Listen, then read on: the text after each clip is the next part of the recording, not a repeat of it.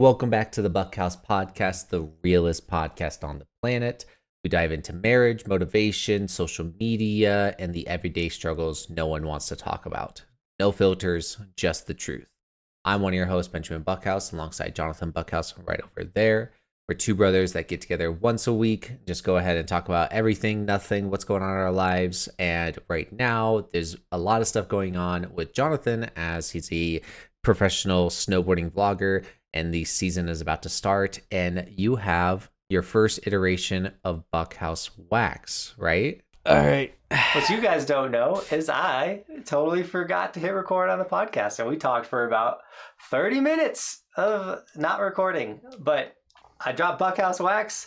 We talked about this a ton, but if you're not watching or if you're just listening, check out the YouTube. I have holding Buckhouse Wax. It has the Evolution logo imprinted on the bar, and it's absolutely incredible. I don't want to go for me and Ben's sake of sanity, I don't want to go into too much detail of what we just talked about for the last 30 minutes, but essentially this product is about to drop. I've been working on it forever, and in the process of creating this brand, I've already made a major mistake. So the product is 3 pieces. You obviously get the wax, the clamshell, and then the paper. And when I was creating it, I found the wax company. They told me where to get the clamshells. While discussing with the clamshell company, I was so focused on the logo because we were having struggles trying to figure it out. So we finally got a logo that worked, and I was like, sick, let's put it in the order because we're racing against the season. So when I ordered it, I forgot to worry about the depth of the packaging. So I wanted to do 70 grams of wax. I ended up getting 130 grams of wax, so more wax for you guys. But that doubled the cost of my product. Also caused some, I had to cut my order in half and things like that. But at the end of the day, the product is coming. I've learned a ton in the process. There's so many struggles to creating a business, but it's always worth it. I talked about how, I didn't bet the whole farm on this product. I didn't put all my eggs in one basket. I do think this is the future of, for me and where I'm going to create a life where I'm not dependent upon brands or profiles, something I can give my children. And so I'm super excited to take this risk and to go for it. And we talked a ton about that it will just live in me and Ben's head forever. And bro, sorry about that. I'll forgive you this time. No, I'm joking. Yeah. It's the first time. Yes. It is the first time. So we did. Believe it or not, guys. We did. Yeah, we talked about Buckhouse Wax for a good bit, and that's where we were at. And so, happy for you, bro. I'm excited for the season. We did kind of touch on how it's got about double the wax as your average bar in the industry standards. So if you're looking for a good amount of wax at a great deal, check out Buckhouse Wax because you're gonna get more than you need. I don't have the price dialed in yet. And we were talking about consistency. One of the most famous online social media guru people, Gary Vee, posted a photo. It was 2 levels, and the top one had 7 glasses full of coffee, and every glass was completely full. And it was what people think consistency is. And then the bottom half had a bunch of same 7 glasses with coffee, but one was quarter full, half full, full, another quarter, and it was inconsistent, but still had coffee. And I was what consistency actually looks like. And I was saying that really resonates with me because that's how, building Buckhouse Wax has felt, where there's days where I'm crushing it and getting so much done. And then there's days where I'm what can I even work on or what can I even do? But as long as every day you're taking small steps, whether it's creating a wax company or doing a social media profile or whatever you want to do in life, it's so easy to think that consistency is max effort every single day, absolutely killing it. I can speak for a fact for someone that wakes up pretty consistently at 3 a.m. and comes in and gets work done, that not every day is the same. Not every day my motivation or my work output is the same. But as long as every single day I'm showing up and I'm doing something, it's how I was able to and continue to build a life for me and my family around something that I love doing. Indeed. I'm gonna be a little selfish and just take over the conversation now. So Do it. I mean, I just talked for the last 40 minutes to myself, essentially. So, my job, selling cars. It's been. If you haven't been watching Ben's TikToks and Instagrams, they're funny.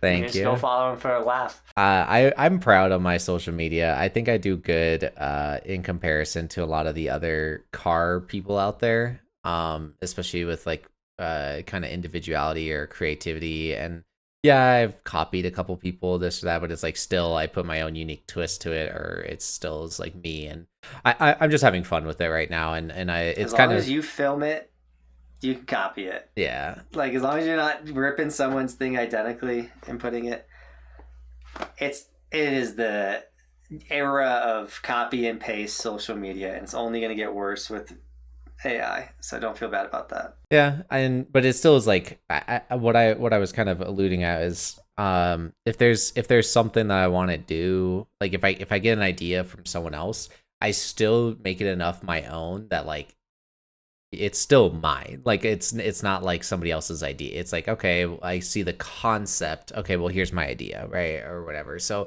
anyways, no, I'm having a lot of fun with that, but no, I actually yesterday was a solid day for me. Just in general, car sales is sales in general is difficult because you have to really do like find your own clients, and then of course your work is going to try to provide you with some clients or whatever, and it's just yeah you're just busy all the time, right? You're trying to find people to talk to, and that's just, it's a numbers game. The more people you talk to, statistically the higher chance you have of selling somebody. So I've been investing more time on Facebook. On like what I was doing previously was on our website there's going to be photos of cars. Well, I did it in what I would say is a fast way. Is I would download those photos, at least the ones I wanted, and then I would copy and paste the description of the vehicle in ChatGTP and have it create me a Facebook listing, and then I would then take the photos I downloaded, put it on Facebook, and attach that AI little description to it, and then have it posted. It would take me 4 minutes. But there's another guy that's been doing Facebook longer than me, but he takes like these absurdly high quality photos, and he kind of listens. So Brad, if you're listening, you do take really high quality photos. So, awesome. Kudos to you. But he was he was doing good with his pictures and everything like that, and he was selling more. So I was like, although yes, this is an efficient way of me doing it, of like downloading the images and everything, I needed to go with a different approach. So now I'm essentially driving the vehicles off site and taking pictures myself. And although they're very similar to the ones you see online, it just adds its own little twist to it. And then I've also been attaching a video to it. On Facebook Marketplace, you can post like a minute-long video to a listing.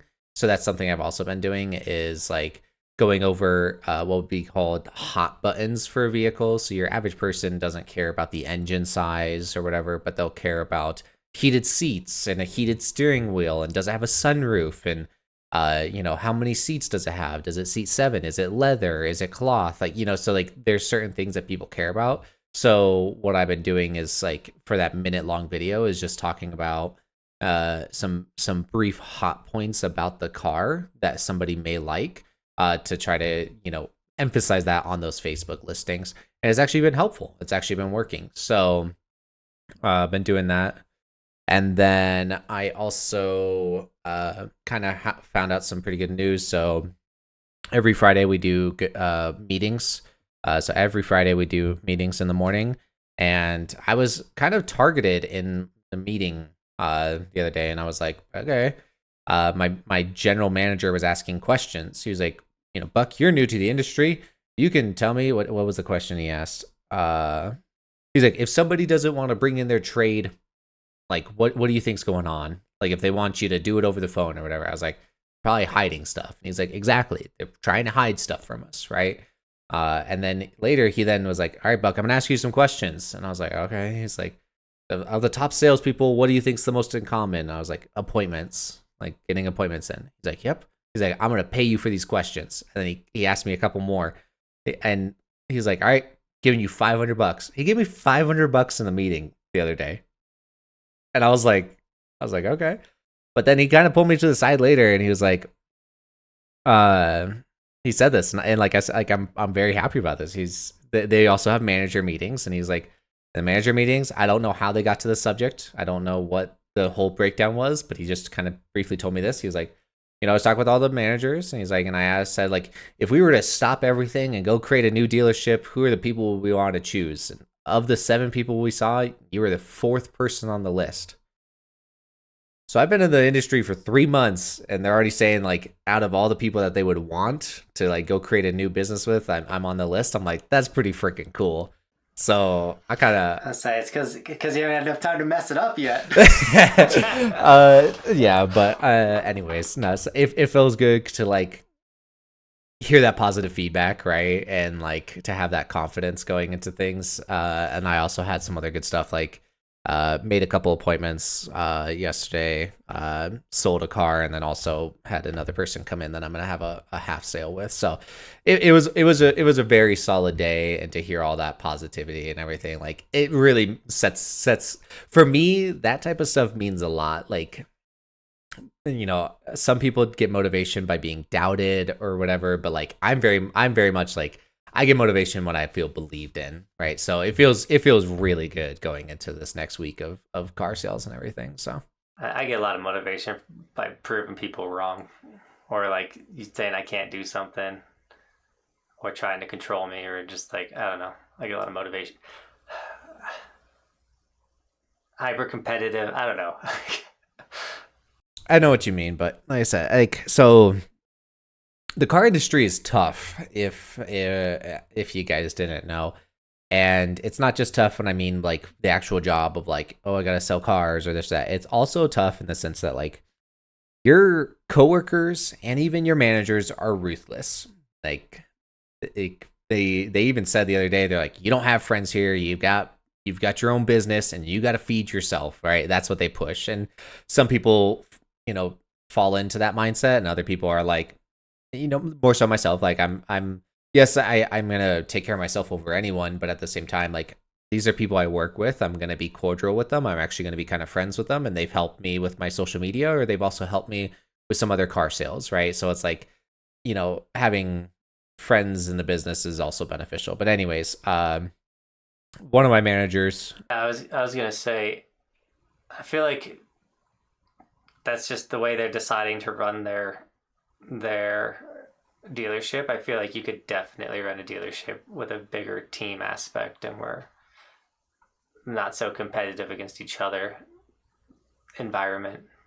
Yeah, the like quote unquote sharks of the sales industry are some of the top people, right? And those are like the people that are so focused on making their paycheck at the end of the month or whatever. Just in general, I'm not just referring to car sales, but like in any type of sales environment, those people generally do the best. So from a business perspective, if that's what people do the best, if everyone's too nice, if they're too soft, if they're, not being selfish or whatever, they may not help your business grow. So essentially the manager's thinking in a selfish way. They want people that are selfish and, hungry to succeed, the sharks of the world or whatever, right? So, but no, you're right. I'd rather be in like a team environment, and succeed, while being in that team environment, which I have done. So, but I forgot where I was going at. Oh yeah, one of my managers though, he motivates people by trying to piss them off, almost like in a way that you were saying that you get motivation is people doubting you and stuff. So he would kind of he talks a lot of crap to me. He talks a lot of crap to me. Talks a lot of crap about the Packers because he's a Bears fan. Sucks to be him. He's got no leg to stand on. Yeah, but that's like me bragging about my FJ to like a millionaire. But so I don't take well to that type of motivation or whatever. I also don't like. it doesn't really bother me. Like I can take it, and I'm just like, shut up, dude. Like I'm fine. Like I throw it back at him all the time. I throw it back to him all the time. But yeah, you need to bring like a teddy bear and lay it on the ground and be like, bear down. So anyways, like I said, he's like, he'll say not hurtful stuff, like he'll just say like mean stuff all the time, and it's just like, you just like let it go or whatever. And I'll look at my other manager and I'll be like, I can't believe you have to like, deal with this all day every day. And he's like, trust me, dude, I don't like it. So anyways, the car industry is very different. And would you say you're thriving in it? You're like treading water in it, or are you sinking in it? There's a mixture. I think I'm gonna be very good at it. I think that there's a learning curve, and everyone's told me this. So my first month I sold 50. So I say my first month. So like my first month in the business, I sold like 4 cars or something, but I also had they had me shadowing a lot, like just like learning, right? So there's that. And then also I had a whole week of a actual training that I had to go to where I wasn't selling. I was just at the training. So, although yes, that was technically my first month, like there's an asterisk. It's like, training period or whatever. So then my first month on my own after the training or whatever, I sold 15 and a half cars. I wanted to sell more. I beat myself up a lot, and people were a little like surprised I beat myself up. But I sold 15 and a half cars, and I made a very healthy paycheck. The next month, that was September, I sold 5.5 cars, and it was a very difficult. It was not a great month, but that's, I wouldn't say to be expected. But my GM tells me his story all the time. He's like, my first month in the business, I sold 18 cars. My second month, I sold 2. So like, it's not necessarily uncommon to have that type of an experience. This month, I'm already at 4.5, which is not necessarily great, but I also just feel better about it. Like I feel like I'm growing more and everything like that. So I think I'm going to figure it out. There's a lot of learning in the sense of like, they say if you know too much, that's when you get into trouble, and like it doesn't make any sense until you like understand it. And I'm not going to try to like explain it too much, but it's like if I think I know too much about a sale or something like that, that's usually when you mess it up. So it's one of those like, you almost have to play dumb, or you pretty much have to just like not overthink it too much, not go into it too much. So like I'm learning a lot, and I'm figuring it out. I will say I think I'm going to do great here because like I don't know, like I get to go and make my own social media content. I don't have to get approval by somebody. I get just go and do it. Or, when it comes to the customers, I don't have somebody, behind my back the entire time, like judging me or whatever. Like I just get to go and talk to these people. Also, I love cars. So like it's a super good environment for me to be in because I just like enjoy being in it. And then from there, I work with some pretty cool people. So like, I think I'm thriving in it. I think I'm learning a lot. It's only up from here. The social media is going to be a long game. So like, I just have to, you talked about the consistency. Like I just have to keep posting, keep being consistent about it. I haven't gotten any sales from it yet, but I most definitely can get sales from it. And there's plenty of people in the industry that have actually been, like the car salesman on social media or whatever, but haven't even sold cars in like months. And they're like, I make $20,000 a month just from social media. Like I don't even have to sell cars anymore. So I would say that's a place you can get. It's not like making the money off social media, not even have to worry about the cars being sold.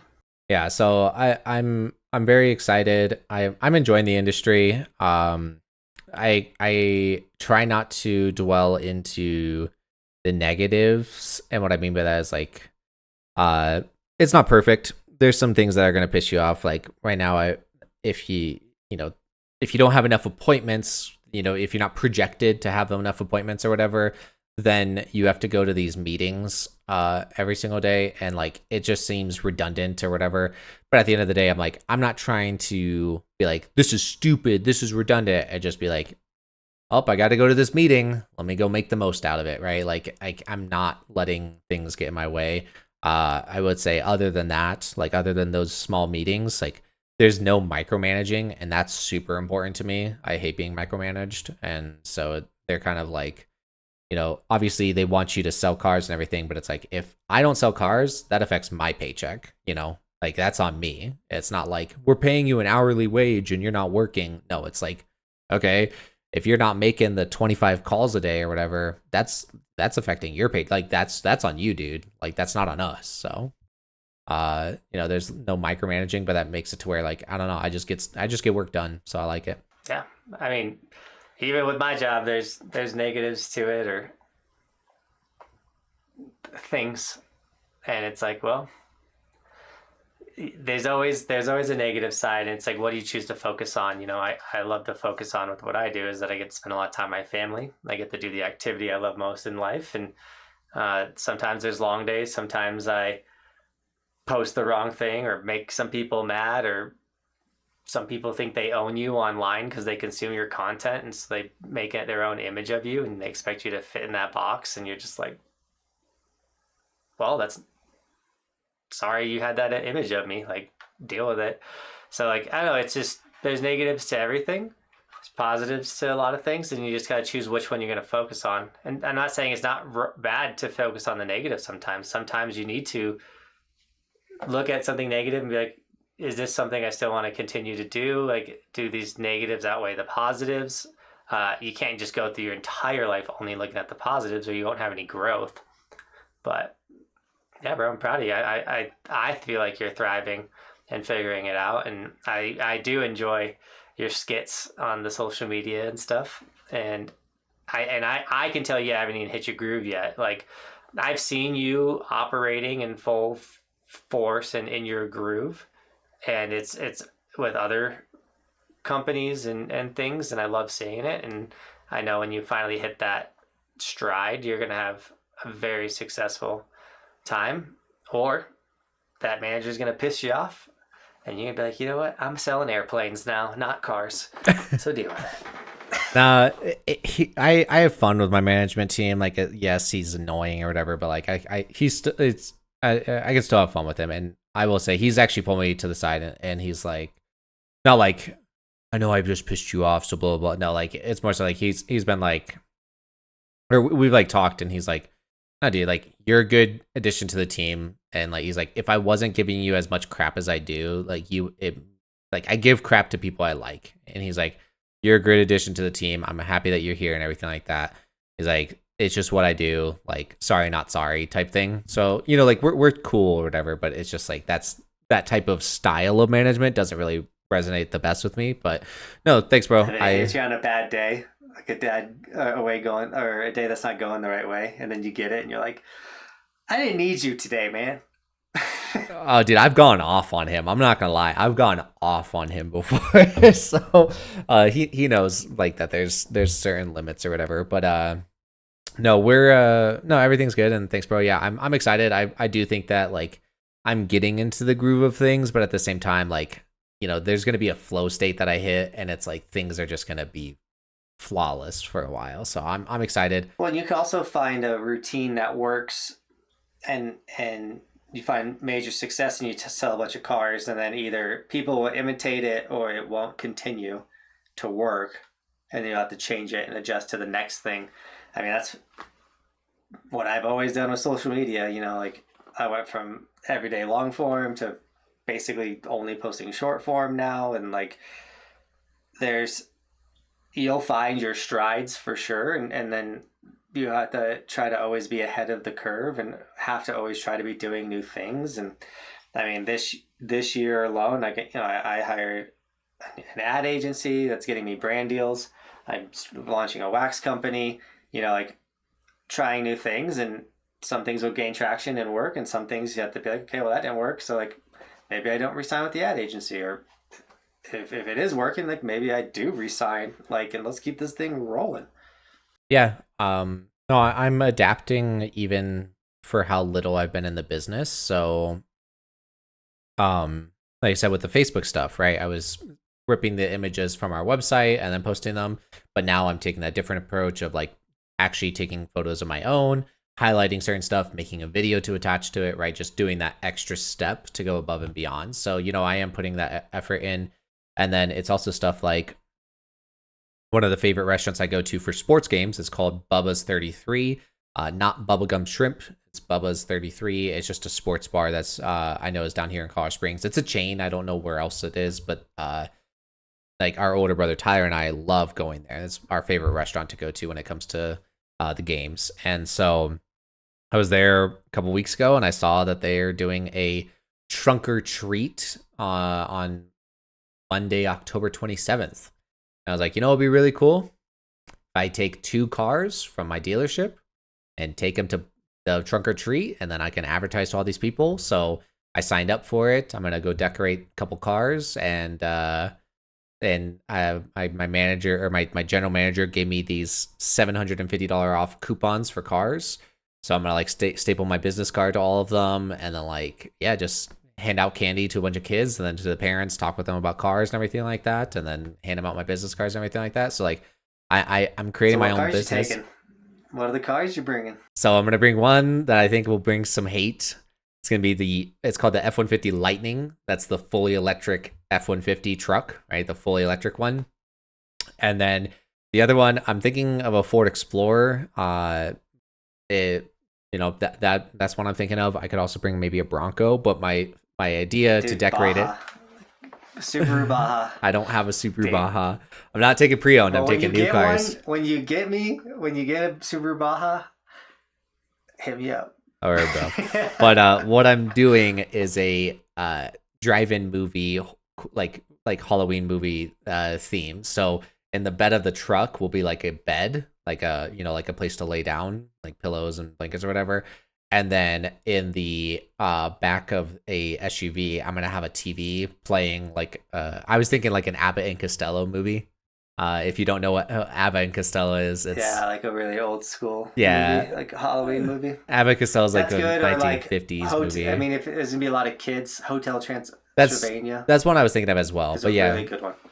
So like a lot of the cars nowadays have like wall plugs that you could plug in, like an Xbox 2 or whatever, right? So what I was going to do is plug the TV in and then have it playing in the back of a car, but then just have it to where people can go and check out the cars and everything like that, right? It's like, hey, yeah, come look at this or whatever. Can you sell a new car? Yeah, So I work for I'm gonna talk about God for a moment. For starters, bro, love your shirt. I can't. God can. I'll let him. Right, but I will say like God put me on this path in a lot of ways. For the car industry, I was applying to jobs, and I work for Phil Long Ford of Motor City, and what that basically breaks down to is Phil Long is a business that's been around for actually 80 years, started in the 1940s in Colorado, and selling cars, everything like that. Is currently the largest privately owned dealer in Colorado. We have 12 dealerships, all this stuff, right? Originally, I applied to what's called Phil Long Hyundai of Chapel Hills, so one of our Hyundai dealerships off of Academy and I-25. So I applied there, interviewed the first guys. They all loved me, and I went to go interview with the GM, and he was a lot harder, and like he didn't hire me, and I was like, okay. So I didn't stop though. I reached out to the hiring manager. I was like, hey, like what happened? And he's like, oh, they said that you were expecting to have more time off, which was just not true at all. I expected going into this being like, I'm about to work 70 hours a week. Like I knew that, but they said that I don't know. It is what it is. Well, I was like, well, that's not true. Like I would love another opportunity. That's when I got picked up by my manager, Jeff, called me. And he's like, hey, I would love to interview you. So I went and did some interviews and I got the job, which was like super awesome. But I'm so thankful for that because after learning more about it, like the job the place I work for is so much better than all these other places. And that may sound biased, but like, so I work for Phil Long Ford in Motor City, but I work out of the pre-owned building. But while working out of the pre-owned building, I still can sell cars out of the new building. So I can sell brand new cars. I can sell pre-owned cars. But also because we're a Ford dealership, our Lincoln dealership is attached to us. Lincoln is the premium version of Ford. So I can also sell the Lincoln vehicles. just all right there. We're 3 buildings that are just right next to each other. So we have a very large campus. Also, when it comes to the pay structure, each business has their own structure.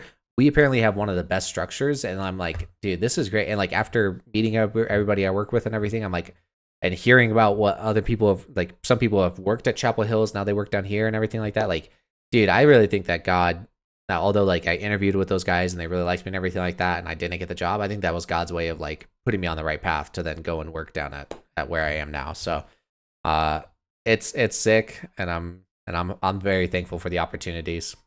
Yeah, I mean, that's a great mindset about it. And yeah, you don't get to pick ideally what road God's going to put you down, or even negative things or like challenges. You don't know what God's going to put you through. And there's like, I've heard it a couple times now on social media, but it's like, if you're not having like absolute struggles in life or things don't keep happening, like, are you really on God's path? Because if you're of the world, you'll be left alone because you're doing worldly things. But if you're trying to do godly things, then you're going to have trials and tribulations, and you only grow by going through hard things. So God's going to put you through hard things, or different things are going to go different than you were wanting or expecting, but that's to help you grow.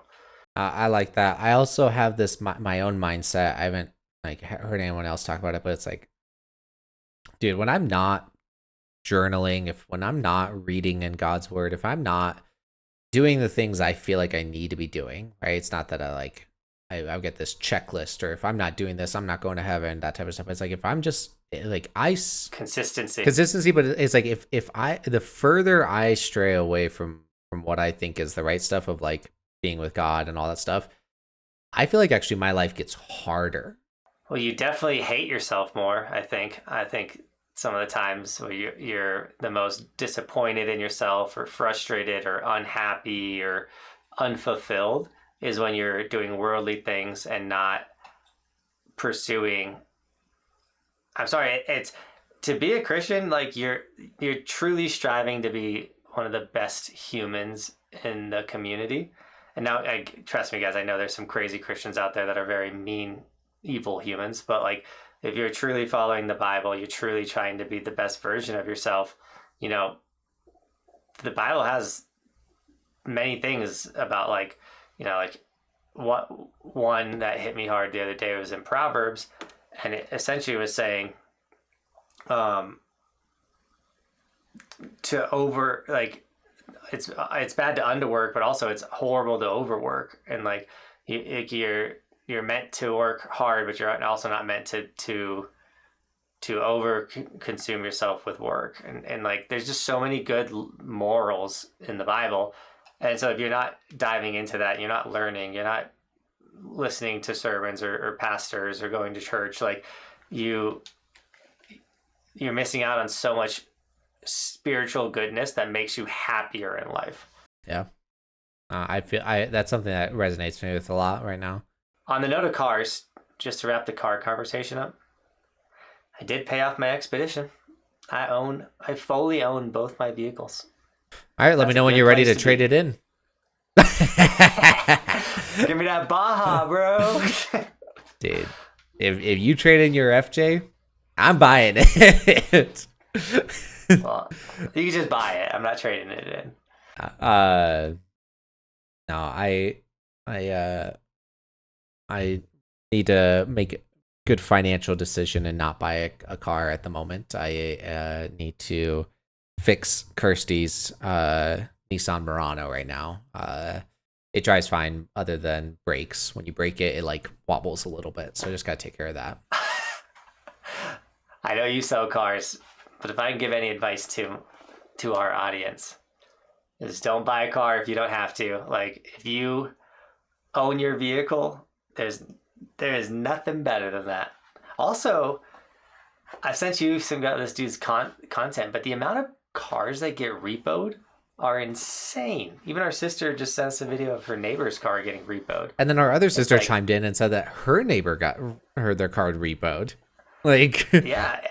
I keep seeing that people getting their cars repoed, and I feel so bad for these people in a lot of ways, because I do, sorry, bro, think sometimes like dealerships can be predatory, or people over leverage themselves and things, and like the moment that I paid, we paid the car off early because we're trying to buy a house, and this was kind of something that was getting in the way of that. So, I was just like, all right, let's just get rid of this thing, pay for it. And then the moment you click that and you're just like, hey, no one can take my car away. This is my car now. I mean, you guys still pay taxes and buy gas and insurance and all that type of stuff. But, you get what I'm saying. Like, it's not going to get repoed. When it comes to people getting their car repoed, yeah, there's I wouldn't say a small chance, but like there's a chance that you went to some slimy dealership and they put you in a bad situation. If that's the case, I'm sorry. But at the same time, like, it's still your responsibility you signed off on that stuff, and it's your responsibility to pay that off. But also, 90% of the people that are getting their cars repoed are people that aren't showing up to work. They're buying alcohol, they're buying cigarettes, they're buying vapes, they're buying all this stuff. They have the money. They're just choosing to spend it differently. They're going out to eat all the time. Like, just because you can't, just because you don't pay your bill appropriately and you choose to spend your money elsewhere, yeah, like, of course you're going to get your car repoed. Like, if you're not, if you don't pay rent, you're going to get kicked out of your apartment, right? Like, it's kind of like people complaining about student loans. Like, what? Because I had student loans. I had a bunch of them. I never actually got my degree, but I went to college for 6 years and accumulated some student loan debt. So only thing I regret in life, guys, is going to college. I mean, maybe I don't regret it in the sense that, like, because I didn't, I don't know if you guys knew this, but for new listeners, I didn't go to school from the 2nd grade to the 9th grade. My mom homeschooled me and I didn't actually learn. So when I went to the 9th grade, I've been playing catch up ever since. So when I went to college, I got more years of learning and stuff. So essentially, I just went to school as an older human. But it still cost me like over 20 grand in student loan debt. But I recently was like, I'm gonna start paying this thing off. Like, I'm in a position where, like, I took out this money, and before it became mandatory to start paying them back, I started paying it back because I also was like, I don't want these interests. Like, I want to start investing in my futures. I want to start, I want to start killing it in life, and hanging on to all this debt's not going to help me be killing it in life.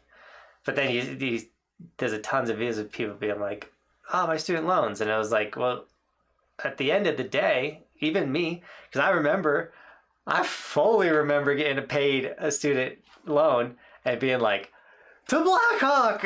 Like, I mean, I was 21, because you'd be 21 to gamble in Colorado. I was 21. I didn't go lose a bunch of it, but like, that money was, yes, some spent on college, but yes, a lot of that. I mean, my 2nd year living in the mountains, I took out my first student loan I ever took out was a $4,000 student loan, so I could go to school and work part-time, because I only needed, my rent was super cheap, my expenses were super cheap, and so I was like, if I take out this student loan, I could snowboard more.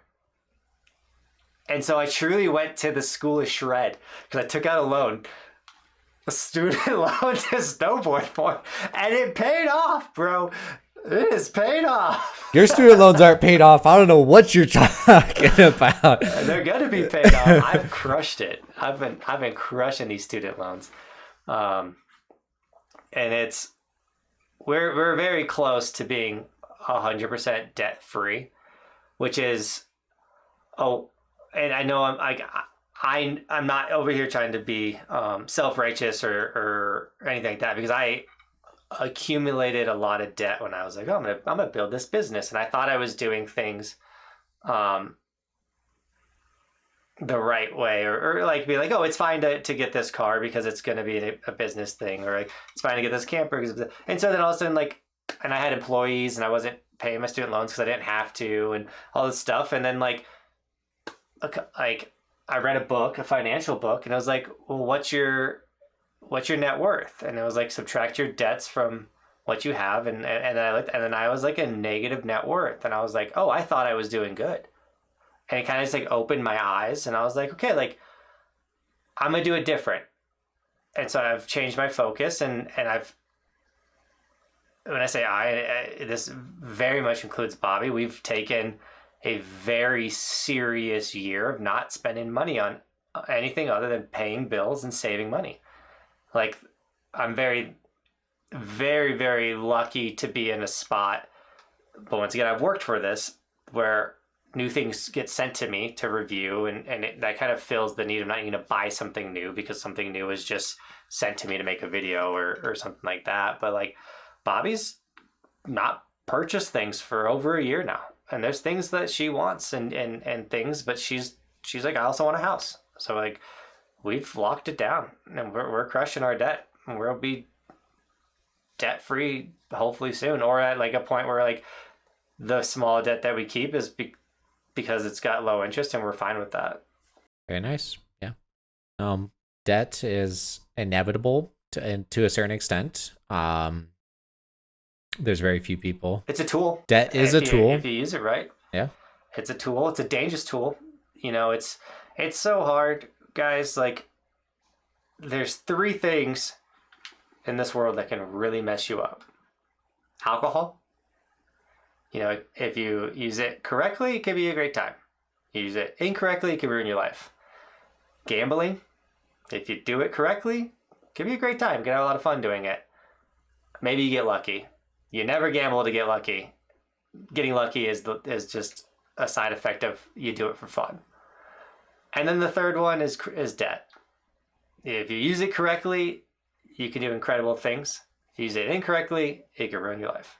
It's very frustrating in the sense of like, we go to school for 13 years or whatever as kids. I know that you touched on it earlier. You kind of missed out on some of that, but as kids, we go to school for like 13 years. That's why I take so much freaking risk. They go to school, so I'm just out here winging it. Shoot from the hip. Shoot from the hip. I lost you, bro. No,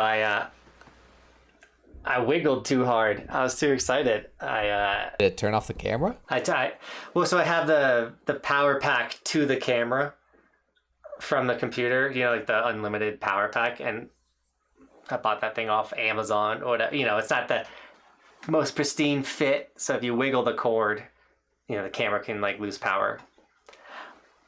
We shoot from the hip, man. So the recording's good and everything though? Yeah, the recording never stopped. Okay. Other than the black screen. And I'm not zoomed in. I'm all zoomed out now, and I think I'm still in frame. Yeah, no, you're good. No, it's funny because like we were talking about school, right? So 13 years of school, and they don't really talk about like credit cards, like how to use them properly, how to not use them properly. And that's the fastest way. Like people turn 18, go to Best Buy, sign up, you know, meet this guy named Benjamin Buckhouse, and he sells them a Best Buy credit card. And now they're in crippling debt because they don't know what a credit card is and how to use it. And then 4 years later, they go to his dealership, and there he is again. And he sells them a car. Puts him in more debt. But you know what I'm saying? Like it's blows my mind. And like, dude, so I ran my credit the other day, dude. I have an 815 credit. You got higher credit than me, bro. Stoked about that. 815 credit.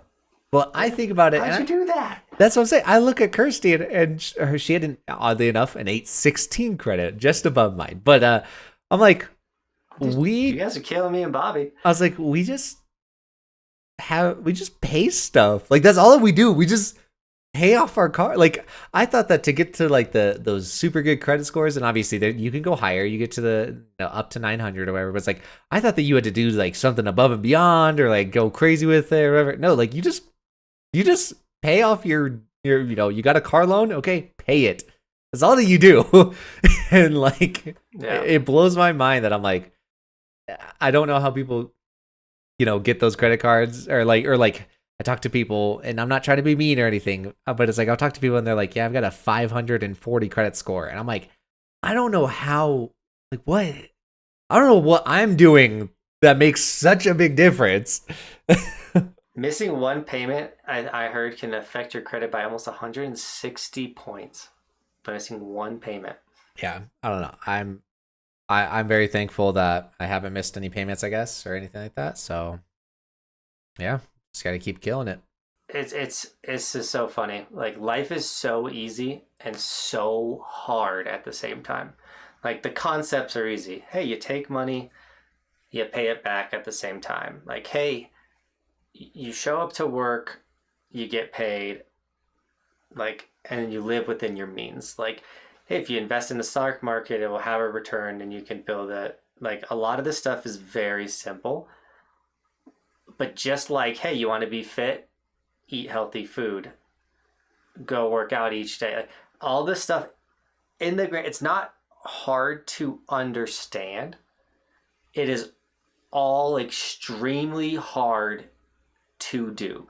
No, I guess that's fair because, like, I'll be honest, like my food consumption has kind of plummeted a little bit, just with life and everything like that. I could give you a million excuses, but at the end of the day, like, it's just easier for me to eat crap right now than it is for me to not. So, I get that because I know better.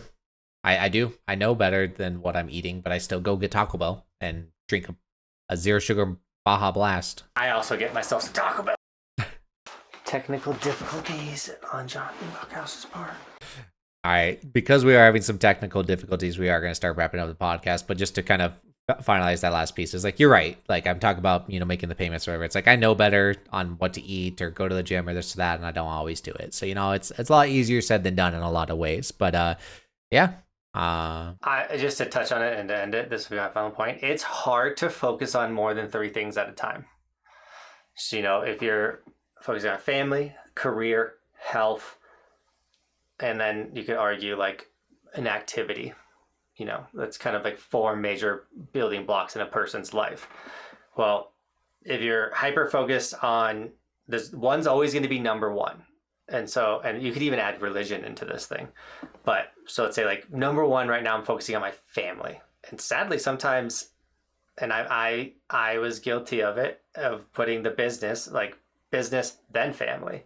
Because I was trying to do something, quit my job. I went all in on it. I had, the family had to make sacrifices for the business to be successful. So, like, there's always going to be number one. Ideally, it's family, health, work, and then the other things, or, obviously faith, God, family, health, work, then whatever activity, whether that's like, I love to run, I love to go biking.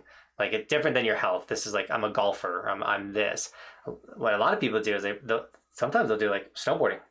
And when I was younger, like, my number one was, hey, snowboarding. Or some people, it's video games. So video games, family, work, health, God. But truly, you can do 3 well. 2 will always suffer. So when you're diving really deep in your faith and trying to learn, and you're doing a lot for your family, and you're having a lot of family changes coming up, and then you're in a new job, well, what's going to suffer? Well, I'm not going to the gym and I'm not doing any of the activities I like to do, but I'm really focused on these 3.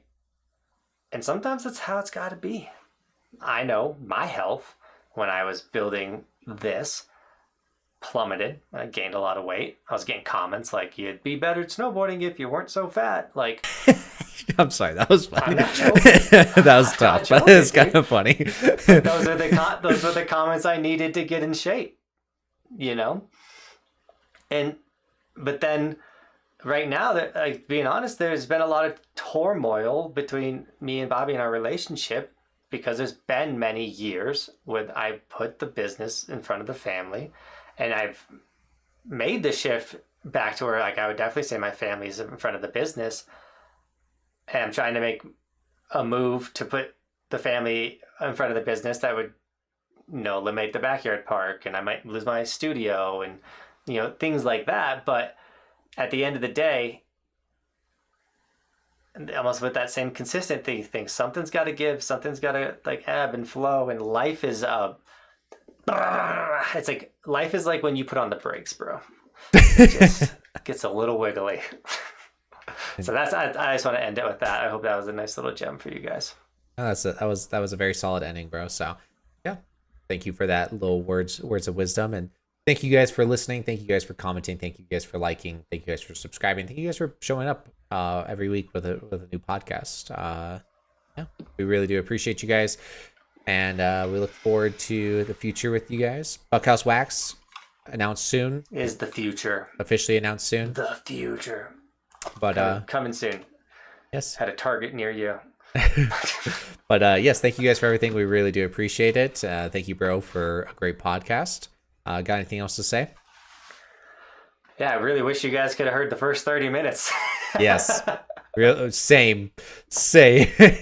But anyways, you guys take care, and we'll see you guys next week with another episode. Peace.